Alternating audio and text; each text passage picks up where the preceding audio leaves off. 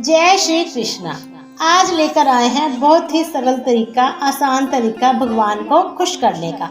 इसको हम एक मोटिवेशनल वीडियो के जरिए समझते हैं। तो आइए बिना देरी किए शुरू करते हैं आज के वीडियो। भगवान को खुश करने के लिए वीडियो के अंत तक बने रहें। एक बार की बात है, एक आलसी लेकिन भोला भाला युवक था आनंद। दिन भर कोई काम नहीं करता था, बस खाता ही रहता था, सोता रहता था। घर वालों ने कहा चलो जाओ घर से कोई काम धाम तो करते रहे। वह घर से निकलकर यूं ही भटकते हुए एक आश्रम पहुंचा।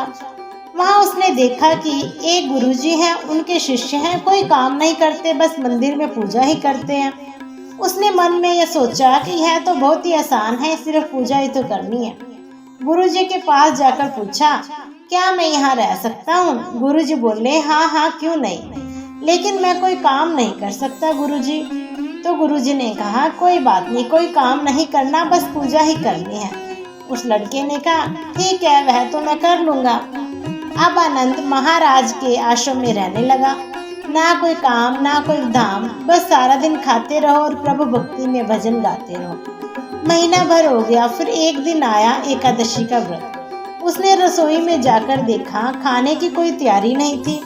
उसने गुरुजी से पूछा, आज खाना नहीं बनेगा क्या? गुरुजी ने कहा, नहीं, आज तो एकादशी है, तुम्हारा भी उपवास है।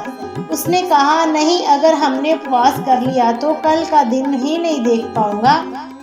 मैं उपवास नहीं कर सकता, मुझे तो भूख लगती है। आपने पहले क्यों नहीं बताया?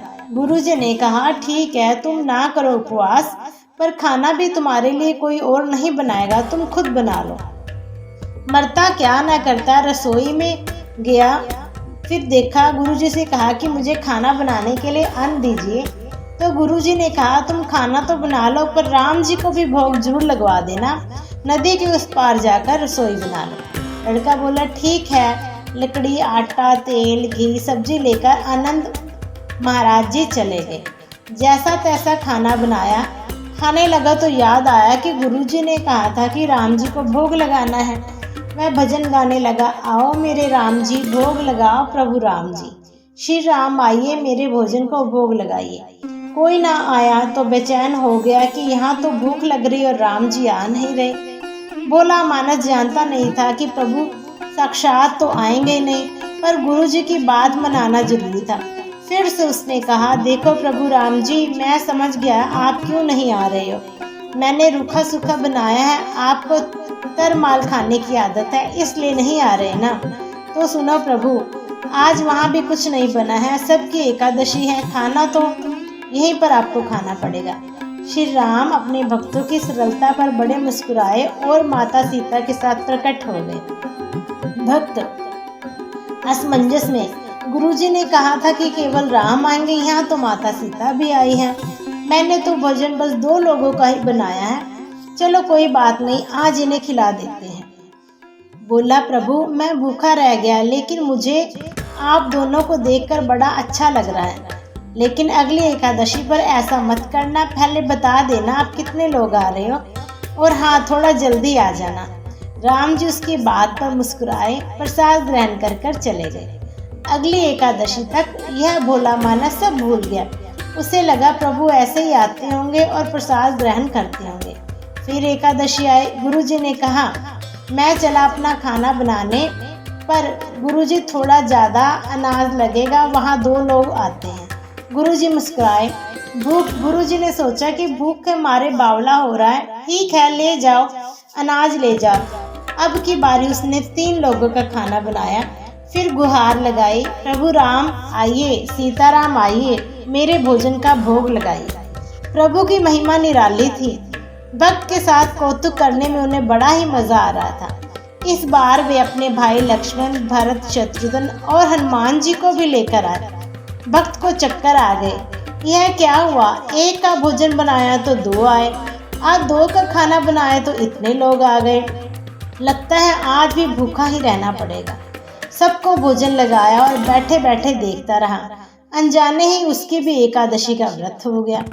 फिर अगली एकादशी आने से पहले गुरुजी से कहा, गुरुजी, ये आपके प्रभु श्री राम अकेले क्यों नहीं आते, हर बार इतने सारे लोगों को क्यों लेकर आते हैं, इस बार अनाज ज़्यादा देना।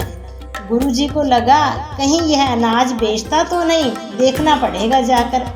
भंडार में कहा इससे जितना अनाज चाहिए दे दो, छुपकर उसके पीछे चलने लगे। इस बार आनंद ने सोचा खाना पहले नहीं बनाऊंगा, पता नहीं कितने लोग आ जाएं। पहले बुला लेता हूँ फिर बनाता हूँ। फिर टेर लगाए, प्रभु राम आइए, श्री राम आइए, मेरे भोजन का भोग लगाइए। सारा राम दरबार मौजूद हो गया। इस बार तो हनुमान जी भी साथ आए, लेकिन यह क्या प्रसाद तो तैयार ही नहीं। भक्त ठहरा भोला भाला, बोला प्रभु इस बार मैंने खाना नहीं बनाया। प्रभु ने पूछा क्यों? बोला मुझे मिलेगा तो नहीं, फिर क्या फायदा बनाने का, आप ही बना लो और खा लो। राम जी मुस्कुराए, सीता माता भी गदगद हो गई उसके मासूम जवाब से। लक्ष्मण जी बोले क्या करे प्रभु? प्रभु बोले भक्त की इच्छा है, पूरी तो करनी पड़ेगी, चलो लगाओ सब अपने अपने काम पे। लक्ष्मण जी ने लकड़ी उठाई, माता सीता आटा गूंदने लगी। भक्त एक तरफ बैठकर देखता रहा। माता सीता रसोई बना रही थी तो कई ऋषि मुनि यक्ष गंधर्व प्रसाद लेने आने लगे। इधर गुरुजी ने देखा खाना तो बना नहीं, भक्त एक कोने में बैठा है। पूछा बेटा क्या बात है, खाना क्यों नहीं बनाया? बोला अच्छा किया गुरुजी आप आ गए, देखिए कितने लोग आते हैं प्रभु के साथ। गुरुजी बोले मुझे तो कुछ नहीं दिख रहा तुम्हारे और अनाज के सिवा। भक्त ने माथा पकड़ लिया, एक तो इतनी मेहनत करवाते हैं प्रभु, भूखा भी रखते हैं और ऊपर से गुरुजी को दिख भी नहीं रहे हैं, यह तो बड़ी मुसीबत है। प्रभु से कहा आप गुरुजी को क्यों नहीं दिख रहे हैं? प्रभु बोले मैं उन्हें नहीं दिख सकता। बोला क्यों? वे तो बड़े पंडित हैं, ज्ञानी हैं, विद्वान हैं, उन्हें तो बहुत कुछ आता है, उनको क्यों नहीं दिखते आप? प्रभु बोले माना कि उनको सब आता है, पर वे सरल नहीं है तुम्हारी तरह, इसलिए उनको नहीं दिख सकता। आनंद ने गुरुजी से कहा गुरुजी प्रभु कह रहे हैं आप सरल नहीं हैं, इसलिए आपको नहीं दिखेंगे। गुरुजी रोने लगे, वाकई मैंने सब कुछ पाया पर सरलता नहीं पाई, और प्रभु तो मन की सरलता से ही मिलते हैं। प्रभु प्रकट हो गए और गुरुजी को भी दर्शन दिए। इस तरह एक भक्त के कहने पर प्रभु ने रसोई बनाई। जय श्री राम। इस प्रकार इस मोटिवेशनल स्टोरी से हमें शिक्षा मिलती है कि हमें भी एकदम सरलतम स्वभाव रखना चाहिए। अगर आपको यह स्टोरी पसंद आई है तो वीडियो को लाइक कीजिए, चैनल को सब्सक्राइब कीजिए। जय श्री राम।